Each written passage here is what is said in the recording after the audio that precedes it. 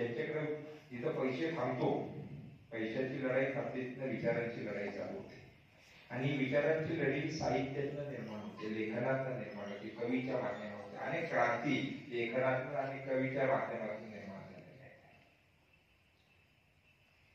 विचार आता व्हिएतनामवरून आमचे मित्र इथे आलेले आहेत. मला तुमचं नाव माहित नाही, तुम्ही आता भाषेत संबोधित केलं तर तुम्ही सांगितलं मी महात्मा गांधींचा अनुयायी आहे, मला महात्मा गांधींचे विचार आवडतात.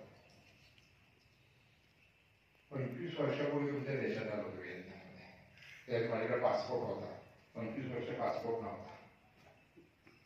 त्यात जसे आमच्या राष्ट्र महात्मा गांधी होते, तसे तुमच्याकडे कोची मिन होऊन गेले राष्ट्राध्यक्ष, त्यांनी राष्ट्र घडवला, देशाला स्वातंत्र्य मिळवून दिलं.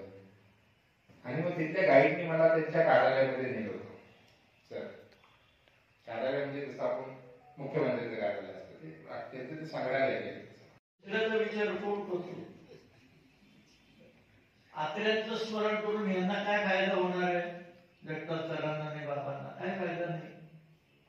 फायदा नाही तर कशाला करा असा जमाना आहे. आणि फायदा असेल तर काहीही करा असाही जमाना आहे.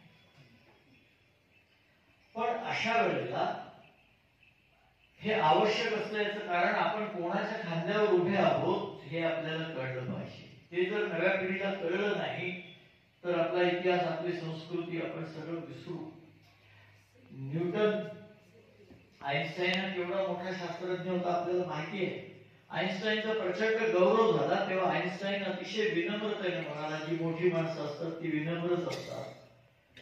आईन्स्टाईन म्हणाला, माझं तुम्ही कौतुक करताय याचा मला आनंद आहे, पण मला तुम्ही जेवढा उंच मानता त्याचं कारण मी न्यूटनच्या खांद्यावर उभा आहे म्हणून मी उंच दिसतो.